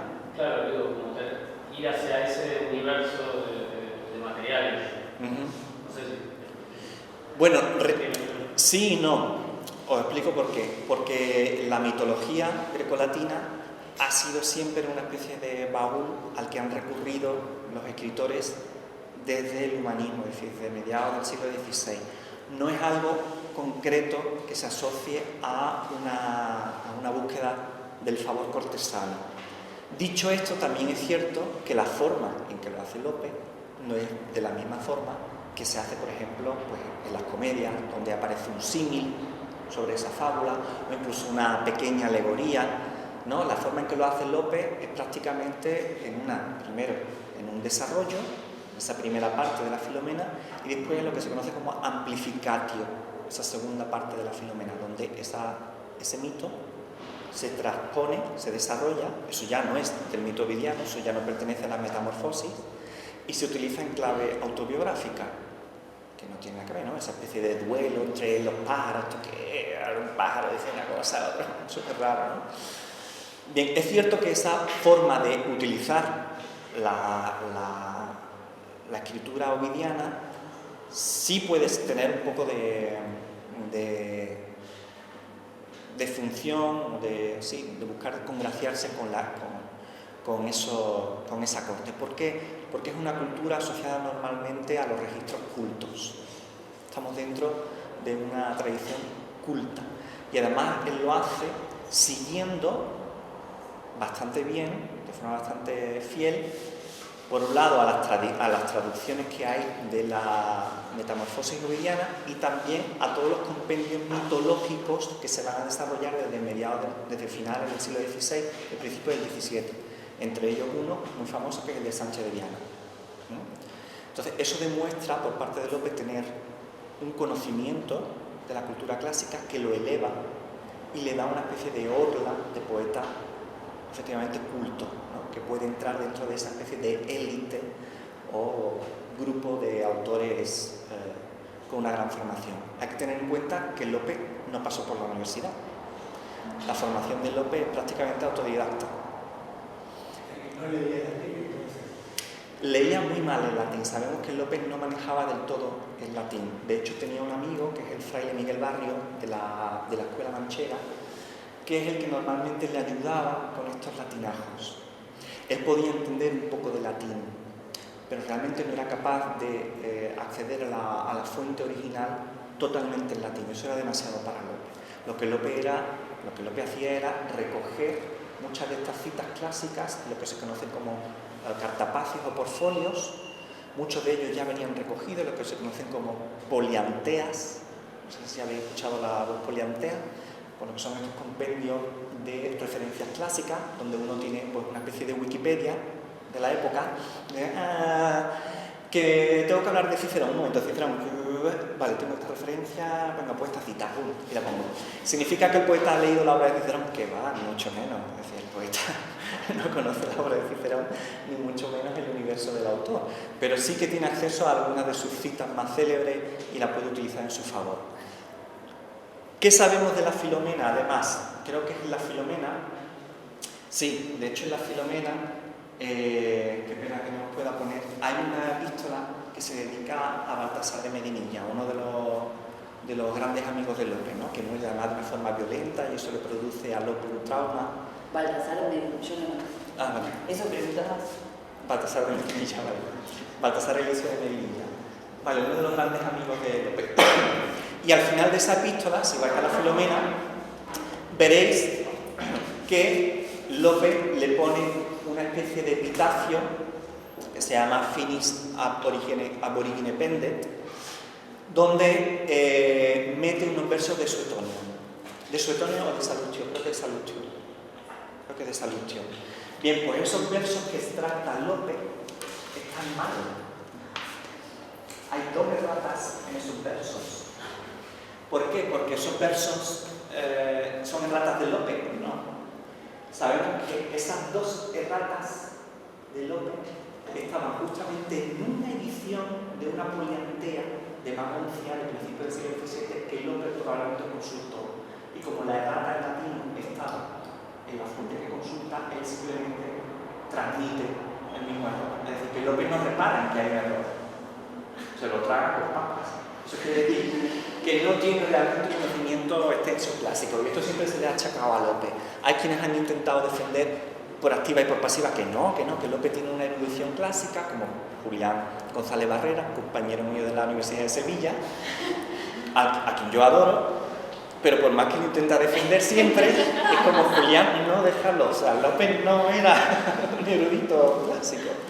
No tenía un conocimiento bueno al nivel de Góngora, evidentemente, ni al nivel de los comentaristas que rodeaban a Góngora, que eran humanistas, pero de verdad una erudición de las fuentes clásicas que hoy día nosotros no nos imaginamos, pero que en aquellos momentos estaba al orden del día, ¿no?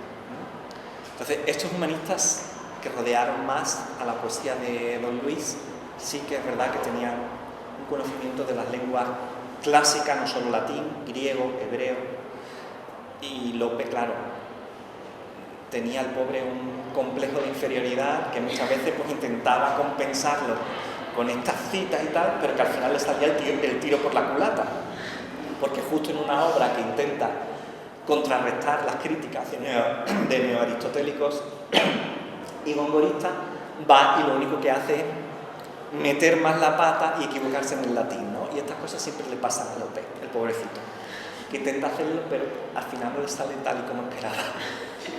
Eso lo hace también más humano y más querible, más adorable, ¿no? Porque ves que no es perfecto, ¿no? Como el pobrecillo. Pero no tenía conocimientos tan elevados como los de su copoeta coetáneo.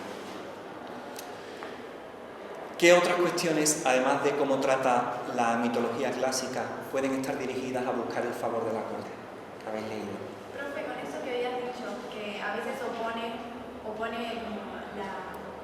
sea, hace lo opuesto a la pastoril que es... Cuando va en el palacio y que Claro, relativiza sí.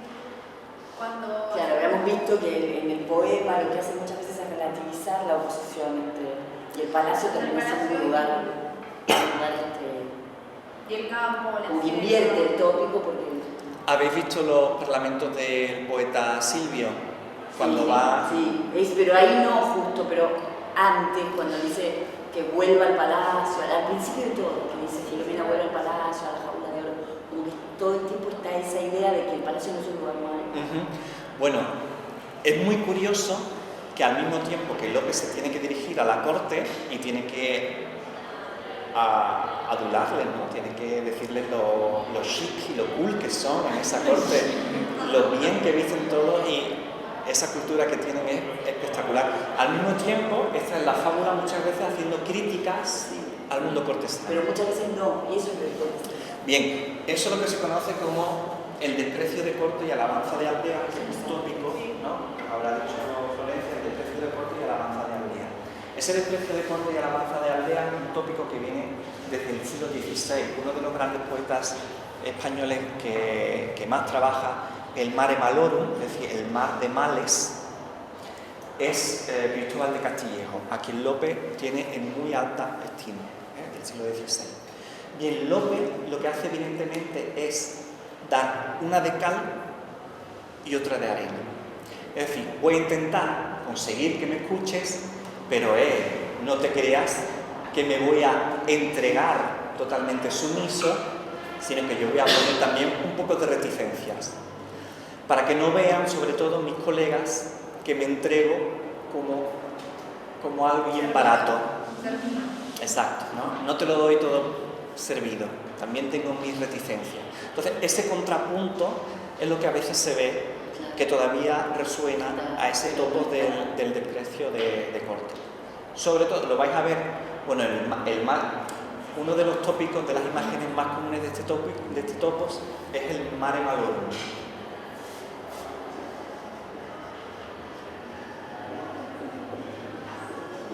El mar de mares, de los mares, ¿no? Porque se supone que la corte, incluso la vida misma, es un mar que está en continua atribulación, continua tempestad, al que hacen zozobrar la barca, que se supone que es el individuo, el alma del cristiano. Esto tiene distintas capas y niveles. Con esas tempestades y esos vaivenes no es capaz de llegar a buen puerto.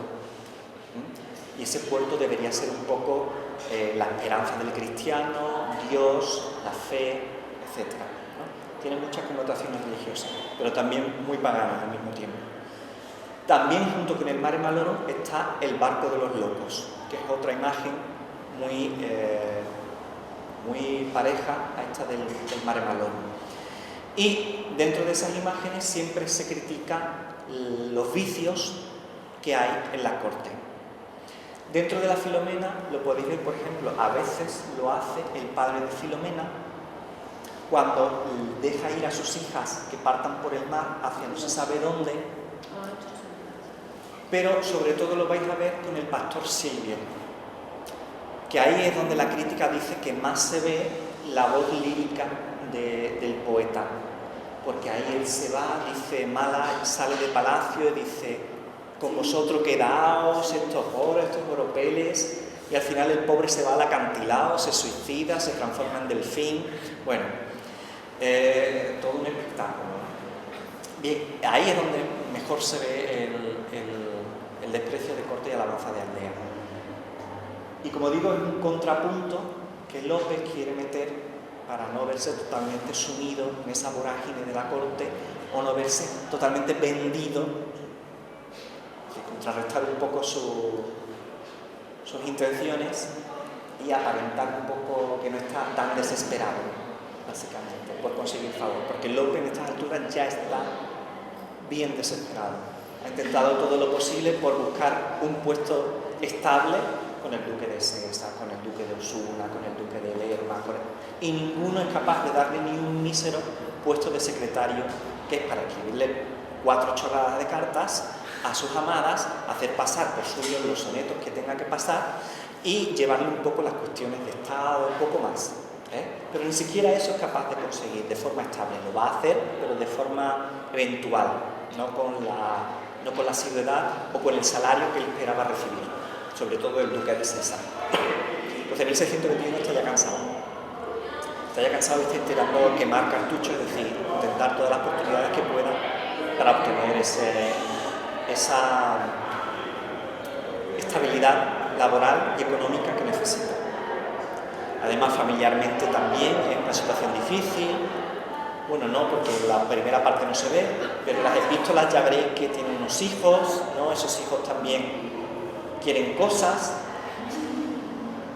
Lopillo quiere irse a la guerra, Marcela quiere hacerse monja, eso cuesta dinero, no se paga solo, la hija necesita una dote para entrar en el convento, ¿quién va a pagar todo eso? En fin, tiene una serie de necesidades. ¿De Leonor de Pimentel me puedes hablar?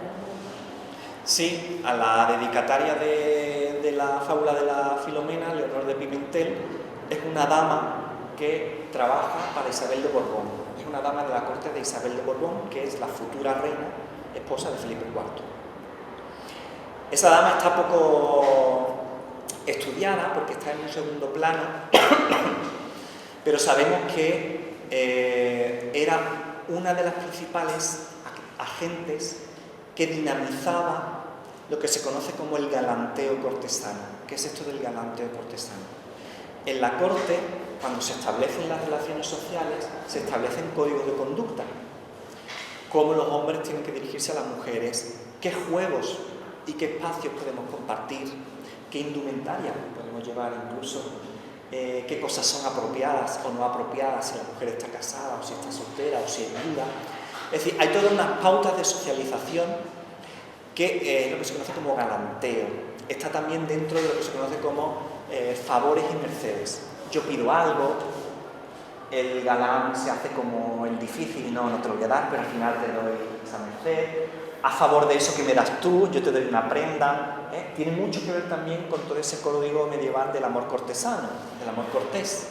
No sé si conocéis todos estos códigos del amor cortés, de la dama, la dona que da su premio, su galardón al pobre esclavo que escala hasta la torre, etc. Pues Leonor de Pimentel era una de las damas, una de las camareras principales de la reina Isabel de Borbón, que va a dinamizar todo ese galanteo. Por ejemplo, es una de las primeras organizadoras de algunos juegos entre caballeros y damas. Y esto le sirve mucho a Lope para introducirse en ese círculo. ¿Por qué?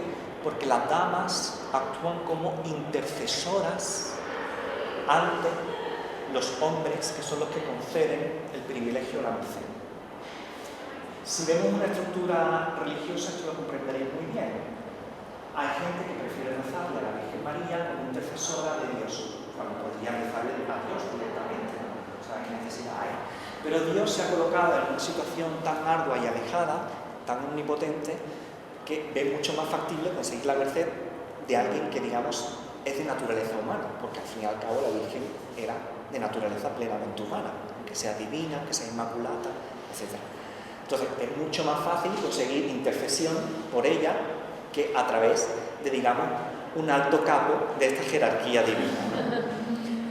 Bien, esta especie de jerarquía divina se traslada al sistema de petición de mercedes y favores en la corte. De hecho, tiene una correspondencia total. El rey y su corte van a ser muchas veces comparados en símiles a el círculo de dioses, al círculo de soles. Por ejemplo, con la llegada de Felipe IV será el máximo exponente del Sol, porque el Sol, ya sabéis que en el sistema geocéntrico tolemaico es el planeta cuarto, ¿no? Entonces Felipe IV, el Sol, el planeta cuarto, perfecto, ¿no? Entonces, dentro de esta jerarquía de divinidades, lo ideal sería pedir favor a las mujeres de la corte, que ellas van a interceder por los poetas y van a llevar sus palabras a estos seres masculinos de niveles superiores para que finalmente se concedan las mercedes. Muchas veces no hace falta ni que estas mujeres, que muchas veces son comparadas a serafines, a ángeles, a vírgenes, es decir, a niveles que están por debajo de la divinidad superior, que hacen de intercesores. Muchas veces, como digo, estas mujeres no llegan ni siquiera a hablar con esas altas jerarquías, porque esas mujeres son las que se encargan de marcar, incluso de dar contratos económicos a estos poetas. Por ejemplo, en las festividades cortesanas, en los teatros de corte, cuando se celebra un festejo o un teatro en palacio, son normalmente las mujeres las que se dedican a desarrollar toda esta agenda cultural de corte. Son ellas las que contratan a las compañías, son ellas las que deciden el repertorio, son ellas las que deciden incluso quién va a hacer qué papel. Los hombres están muy ocupados, los hombres tienen cosas administrativas, están en la guerra, están pensando en putas, pero no, en un teatrito de la corte no me voy a poner yo a pensar. Eso te lo dejas a ti, que haces tú, que tienes mucho tiempo libre, tú haces tus actividades, ¿no? Esto si lo vemos en el siglo XX, pues tenemos normalmente a estas mujeres de los años 40, 50, que se dedicaban a estas actividades de la caridad, de la Cruz Roja, que iban pidiendo el domo, mientras los hombres se dedicaban a dirigir empresas y a tomar decisiones importantes del futuro, y estas mujeres que tenían tiempo libre, la burguesía neoamericana, pues, que hicieran todas esas cuestiones de socialización. Bien, en el siglo XVII esto ya ocurre así. De hecho, Lope tiene en una de las novelas de La Circe, en la de Dicha por la honra, un retrato de la corte española en este sentido, porque uno de los protagonistas marcha a la corte de Constantinopla, porque él tiene la historia es tan rocambolesca, no me voy a meter ahora, pero digamos que acaba en la corte de Turquía como un moro, como un musulmán más, ¿no? Allí en mitad de la corte. Y la sultana, vemos cómo la sultana es la que decide hacer representaciones teatrales en corte, es la sultana la que decide quién va a hacer tal papel, qué texto se va a hacer, un texto que ella ha encontrado, que ha mercadeado con los comediantes de Venecia, etcétera, etcétera, etcétera. Lope conoce la corte de Constantinopla, de Turquía, no tiene ni idea. Nunca ha estado allí, ni siquiera ha estado a veces en pueblos que están a 3 kilómetros de él y de los que habla, pero por conocimiento indirecto. Por ejemplo, en la Filomena, La Tapada, esa descripción de la villa del Duque de Braganza, que hace un poema de descripción sobre la villa, las hectáreas. Lope no ha estado ahí en su vida, pero te hace una descripción tal que te la crees, porque está tomando unas fuentes indirectas, ¿no? Pero esto lo hace mucho Lope. Entonces, ¿Lope conoce la corte de la realeza turca? Obviamente no. Lo que hace es transponer cómo funciona la corte española a la corte de Constantinopla. Y ahí se ve muy bien cómo la mujer es la que toma las decisiones en asuntos de actividad cultural. Por eso es importante apelar a la mujer, y por eso la mujer suele ser dedicataria en todos estos poemas, e incluso en las partes de comedia de estos años, de su máscara cortesana. Y entre ellas pues se encuentra doña Leonor Pimentel, que Leonor Pimentel, la desgracia es que ella se va a casar y las mujeres una vez que se casan se retiran de estas actividades cortesanas porque claro, el galanteo al fin y al cabo es una especie de flirteo. Tú estás flirteando con unos y otros, evidentemente es convencional, no va a pasar nada. Pero ¿y si pasa? Entonces, mejor para que no pase, retiramos a las que ya están casadas, ¿no? A las que tienen ya una honra que defender y un matrimonio, y no hay problema. Entonces, Leonor Pimentel se va a casar, creo que en el 22, y a López no le va a servir para mucho esa dedicatoria que hace de la Filomena a esta dama de corte.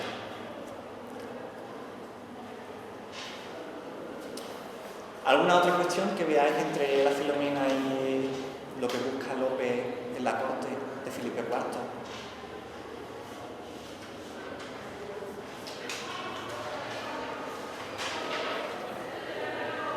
¿No? ¿No veis nada?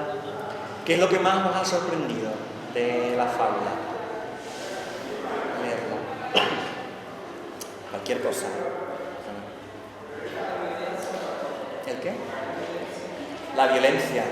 El acto de la violación de Tereo, ¿no? Exactamente.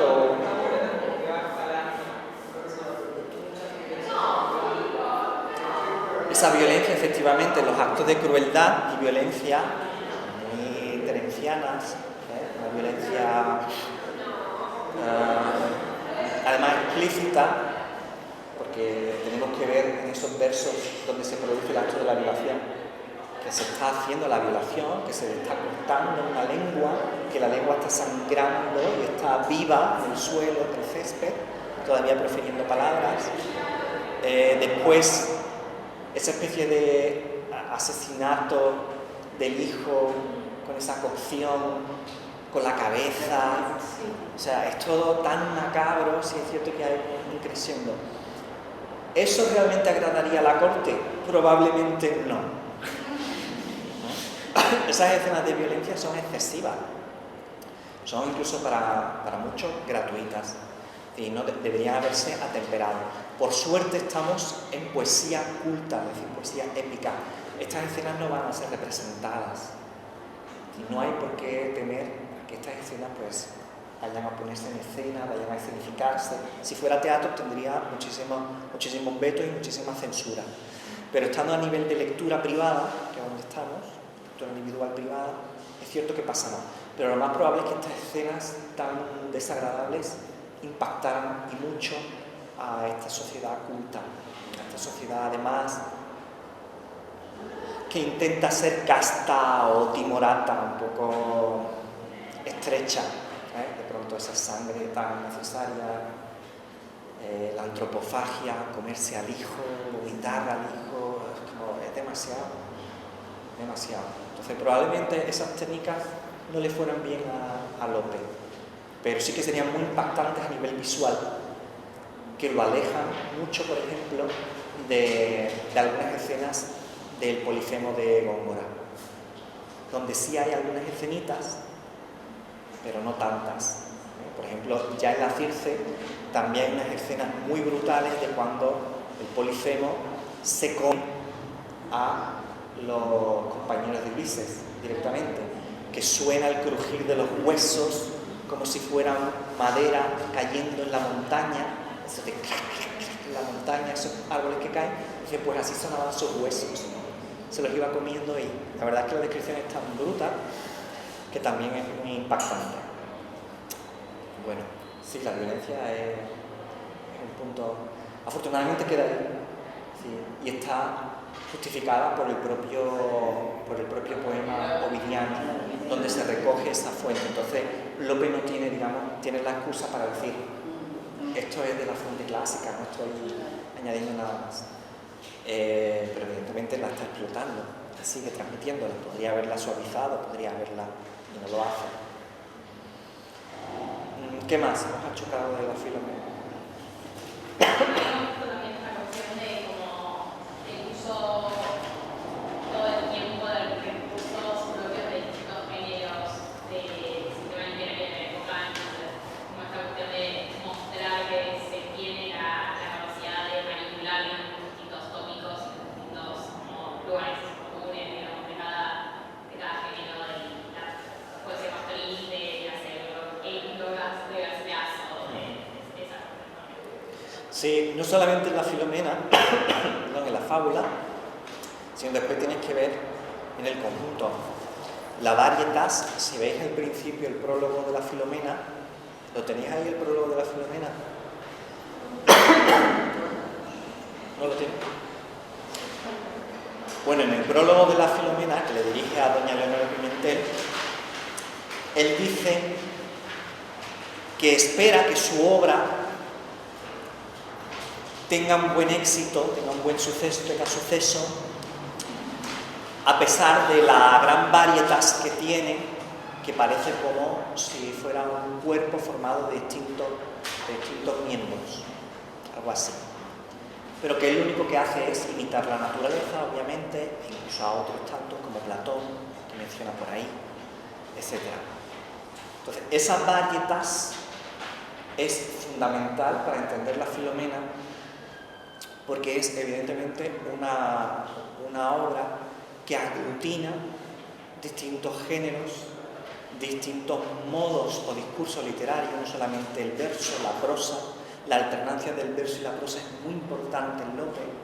De hecho, hay momentos en la Filomena, bueno, en la Filomena no, pero en la Circe sí. Por ejemplo, en Guzmán el Bravo tiene momentos en los que está en prosa, porque es una novela, y de pronto dice a esa supuesta Marcia Leonarda: para que vuestra merced no se canse con la lectura de esta prosa, pues le dejo aquí estos versos, ¿no? Entonces de pronto viene un pequeño romance, ¿no? ¿Por qué? La fortuna de Diana le dice que si quiere saltear los versos. O por ejemplo, esta cosa tan moderna de el lector decide por dónde continuar, ¿no? Ve al capítulo 1 si quieres que el protagonista vaya por ahí. Sigue en la página 18 si quieres que le pase esto otro. Esto que es una concepción tan moderna, ya lo hace Lope.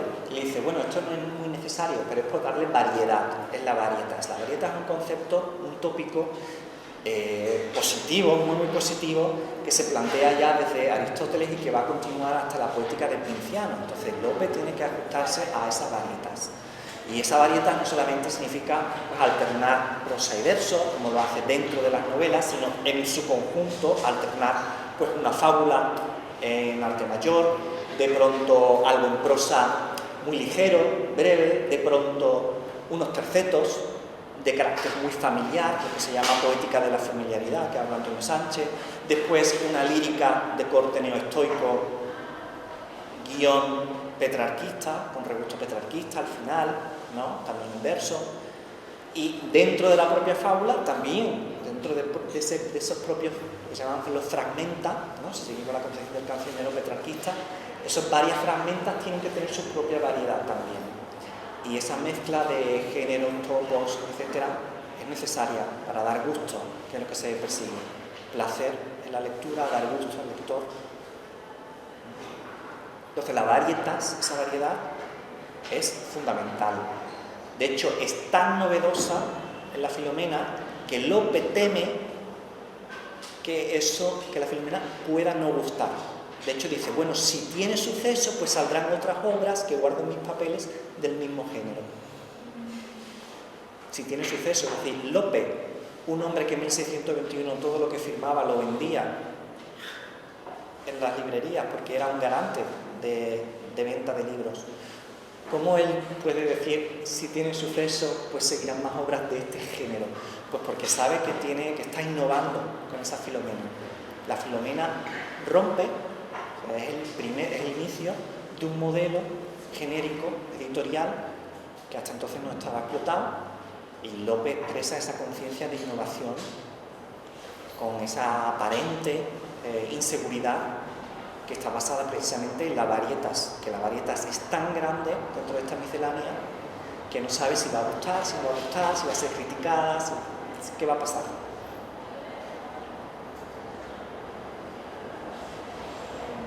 Bueno, creo que necesitamos. ¿Cómo? No, nada, me quedé como, bueno, ¿y le sale bien? No, no le sale bien. No le sale bien en términos de que no consigue lo que él busca. No le sale bien en términos de que literariamente sí, son obras espectaculares. A nivel artístico sí, en la estética sí. A nivel de lo que él perseguía, es decir, esa merced o ese favor real, no. Y la corte de Felipe IV se le va a cerrar en banda, el duque de Olivares nunca va a hacer caso a los tejemanejes y a los demaneos de este joven, de esta especie de sacerdote que además sigue amancebándose con queridas a pesar de haber tomado los hábitos, está en boca de todo el mundo, esa especie de ese romance, de aventuras amorosas, un hombre que además no tiene formación cultural académica alta, no pasa por la universidad, como digo, por lo tanto, a pesar también de sus peticiones de cronista real, van a ser rechazadas, y nunca va a ascender a un cargo de la corte y nunca va a recibir el favor real. Y por parte del duque va a tener un silencio por respuesta, que es el no más grande que puede recibir. Entonces no va a conseguir lo que pretendía. Tenía mucho éxito con la comedia. Estamos leyendo ahora, eso es un montón. Estamos leyendo acá, ahora. ¿Qué más? Bueno, ya es la hora, así que muchísimas gracias. No sé si quieren preguntar algo más. Bueno, vengan a las jornadas. Sí, claro, venida a las conferencias. Seguimos conversando. Y allí yo encontré otra cosa de la Filomena y seguiremos en el universo de la Filomena.